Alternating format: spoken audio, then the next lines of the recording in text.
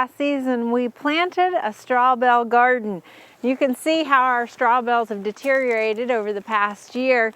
And a lot of you might think that this is sort of a novelty, like look at how you can grow tomatoes in a straw bale and that it's just kind of a unique thing, but really it does have a practical application for people who might live in a temporary home where they're renting or something like that and they don't want to invest in a raised bed. This is a great low cost, easy way to make a raised bed.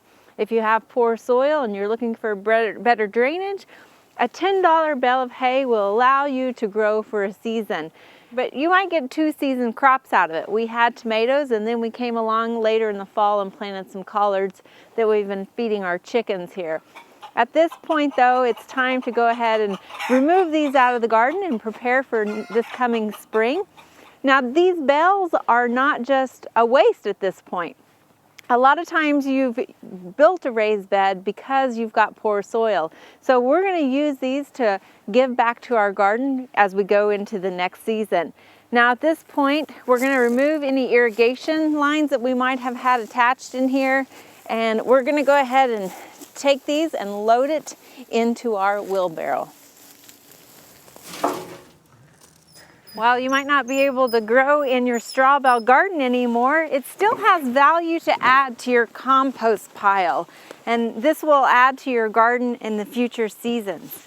Now, of course, you look at this, a lot of it is broken down really nicely, actually. We didn't put that much potting soil in it, but you can see that potting soil and the nitrogen fertilizer that we initially used really helped to break this down and start that decomposition. It'll continue to decompose in our compost pile. Keep in mind that there are fair amounts of straw that are still intact here, and straw has a high carbon to nitrogen ratio, so you're going to need to add manure or other nitrogen sources to really continue the decomposition of this. As we remove this from the garden, a lot of the twine naturally fell away and we're going to pull that out. We don't want to add any twine or baling wire to our compost pile because that of course won't break down and it'll just be trash we have to deal with later. So after we remove that, we just add the straw and the decomposed potting soil into our compost pile. Another use for your straw bales at the end of the season is to use your straw, especially the ends that haven't decomposed, in and amongst your other garden spaces. A lot of times we like to have a surface to walk on that is not going to cause mud and that sort of stuff. But at the same time, we'll kind of add to the soil as we go along and break down. And you can use this straw to place amongst your garden rows in areas that you're going to walk. And finally, another use for your straw bales, again, there's a lot that's usually not decomposed, and so this makes for a nice mulch to add around your cool season crops that you might already have started in your garden. We've got a bed of onions here that we're going to add this straw to. Now when we talk about incorporating your straw in and amongst plants, we always want to make sure that we're not introducing any disease or insects. So we didn't have any disease problems on our tomatoes and in our straw bale garden last year, so it shouldn't be a problem. But just for precautionary measures, we actually are putting it around a plant that is in a different family. So we had tomatoes planted in those last year, and now we're putting it around onions. So again, you're going to have even less potential for spreading diseases from one plant family to another.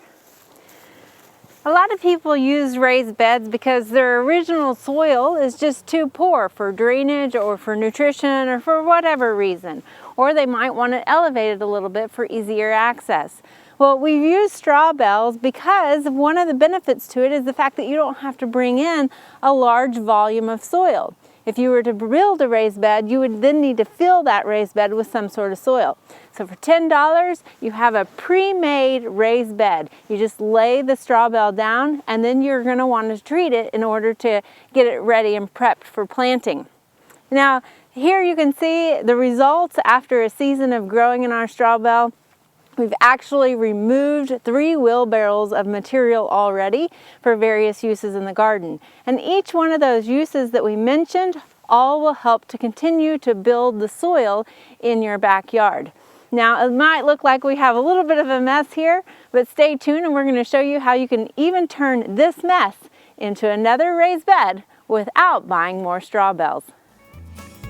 We hope you enjoyed this video. It's part of our Oklahoma Gardening YouTube channel.